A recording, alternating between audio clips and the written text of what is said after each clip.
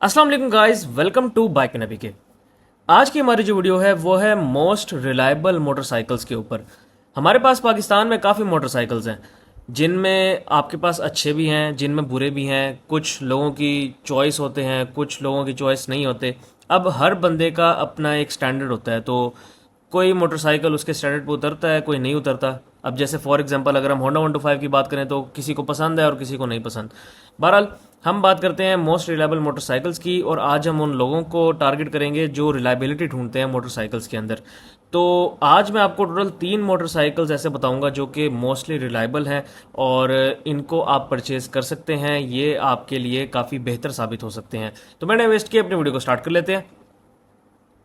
So guys, हमारे list में जो मोस्ट रिलायबल मोटरसाइकिल आपके पास आ जाता है वो है होंडा का CD70। जी हाँ, होंडा CD70 आप सब जानते हैं कि मोस्ट कॉमन मोटरसाइकिल है पाकिस्तान का।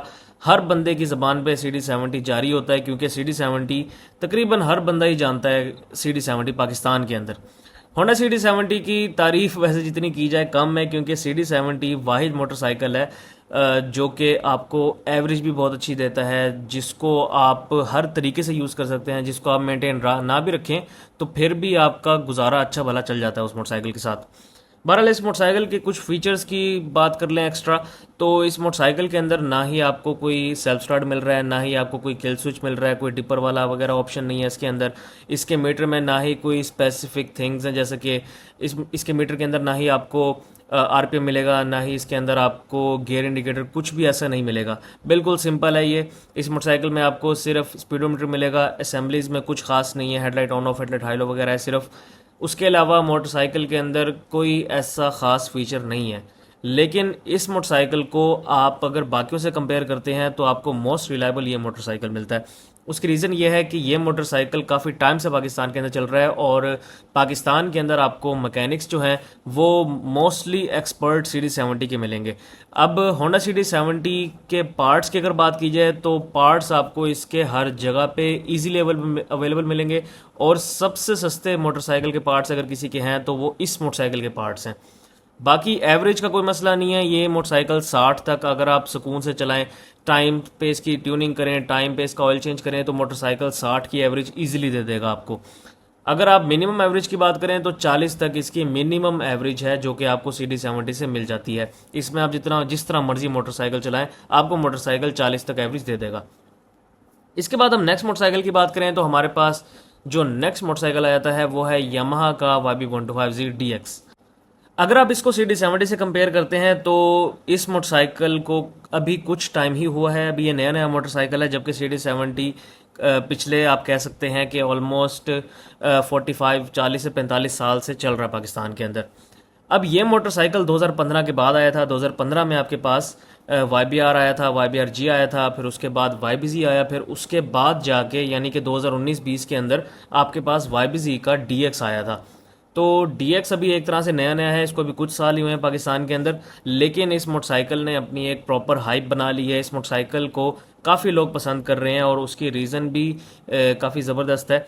इस मोटरसाइकिल की अगर पसंदीदगी की बात की जाए तो मोटरसाइकिल को पसंद करने वाले जो हैं वो इस मोटरसाइकिल में एवरेज काफ़ी बेहतरीन पाते हैं। इस मोटरसाइकिल के अंदर स्पीड, इस मोटरसाइकिल की सबसे बेहतरीन कंफर्ट, तो और बहुत सारी चीज़ें हैं, गिनवाने वाली तो बहुत सारी चीज़ें हैं। अब कुछ फीचर्स की अगर बात कर ली जाए तो जो मैंने आपको बताया CD70 में नहीं है वो सब कुछ आपको इसके अंदर मिल जाएगा, यानी कि आरपीएम है, स्पीडोमीटर है, फ्यूल गेज वगैरह अवेलेबल है। इसके अंदर किल स्विच और डिपर अवेलेबल नहीं है, लेकिन बाकी आपको सब कुछ मिल जाएगा इस मोटरसाइकिल के अंदर। एवरेज की बात की जाए तो मोटरसाइकिल इजीली 40 प्लस दे देता है आपको एवरेज। और उसके अलावा मोटरसाइकिल की अगर मेंटेनेंस की बात की जाए तो मेंटेनेंस में अब आपके पास यामाहा के मैकेनिक्स बैठे हैं आपके पास। अब ये मोटरसाइकिल इतना पुराना हो गया है कि तकरीबन हर मैकेनिक इस मोटरसाइकिल को देख लेता है। और बाकी इस मोटरसाइकिल को मैं रिकमेंड करता हूँ कि आप यामाहा के जो एक्सपर्ट्स हैं उनके पास जाएं, ताकि मोटरसाइकिल को वो सही तरह देखें। अगर आप किसी अरे गहरे के पास जाएंगे तो फिर आपका मोटरसाइकिल ख़राब ही होगा और कोई उसमें कोई बेहतरी नहीं आएगी। इसके बाद अगर हम नेक्स्ट मोटरसाइकिल की तरफ चलें तो हमारे पास नेक्स्ट मोटरसाइकिल आ जाता है सुजुकी का GS150। मेरे ख्याल में सबसे ज़्यादा रिलायबल मोटरसाइकिल इस वक्त आपके पास सुजुकी का GS150 है। सुजुकी GS150 को काफ़ी टाइम हो चुका है पाकिस्तान के अंदर, उतना नहीं जितना CD70 को हुआ है, लेकिन फिर भी काफ़ी टाइम हो चुका है। इस मोटरसाइकिल को पाकिस्तान में मतलब 2010 से पहले का है ये मोटरसाइकिल पाकिस्तान के अंदर, और इसकी पॉपुलैरिटी जो है वो बेसिकली 2015 के बाद ही थोड़ी बेहतर हुई है, इसकी हाइप बनी है एक तरह से, क्योंकि ये मोटरसाइकिल इतना कॉमन नहीं था पहले और अब थोड़ा कॉमन होने लग गया है ये मोटरसाइकिल। उसकी रीज़न ये है कि इस मोटरसाइकिल का जो इंजन है वो सबसे ज़्यादा आपको ड्यूरेबल मिलता है। इस वक्त जितने भी 150cc कैटेगरी के मोटरसाइकिल्स हैं उनमें सबसे ज़्यादा ड्यूरेबल इंजन, सबसे ज़्यादा रिलायबल इंजन आपको इस मोटरसाइकिल का मिल जाता है। अगर कोई भी बंदा एक मोटरसाइकिल ढूंढता है टूरिंग के लिए तो उसके दिमाग में सबसे पहले इस मोटरसाइकिल का नाम आता है। उसकी रीज़न सिर्फ और सिर्फ इसका इंजन है, बाकी इसकी लुक और इसके फीचर्स कोई इतने ख़ास नहीं है। अगर फीचर्स की बात कर ली जाए तो इस मोटरसाइकिल के अंदर आपको RPM मिल जाता है, स्पीडोमीटर मिल जाता है। इसके अलावा अगर असेंबलीज की बात कर लें तो असेंबलीज में किल स्विच आपको मिल जाएगा, मोटरसाइकिल के अंदर हेडलाइट ऑन ऑफ है, सेल्फ स्टार्ट है, तो ये चीज़ें इसके अंदर अवेलेबल हैं, लेकिन काफ़ी ओल्ड फैशन आपको मिलती हैं इसके अंदर। इसके अलावा अगर मोटरसाइकिल की एवरेज को देख लें तो मोटरसाइकिल की एवरेज भी बेहतरीन है। आप ये कह सकते हैं कि आपको YBC DX के टक्कर की एवरेज ये मोटरसाइकिल दे देता है।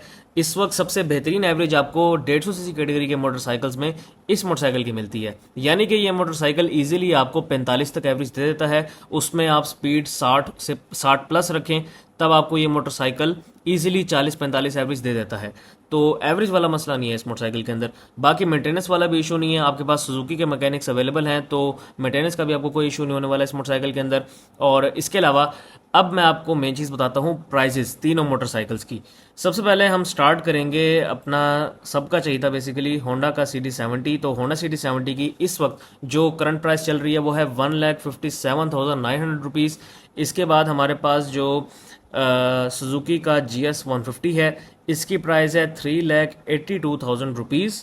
और इसके बाद हमारे पास जो यामाहा का YB125G DX है, इसकी प्राइस है 4,54,000 रुपीज़। अब चॉइस कम्प्लीटली आपके ऊपर है, आप कौन सा मोटरसाइकिल लेते हैं।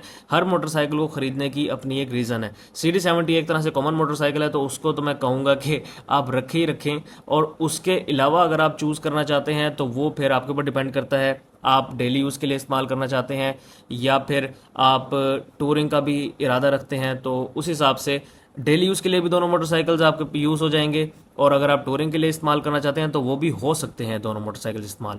थैंक यू वेरी मच, अल्लाह हाफिज़।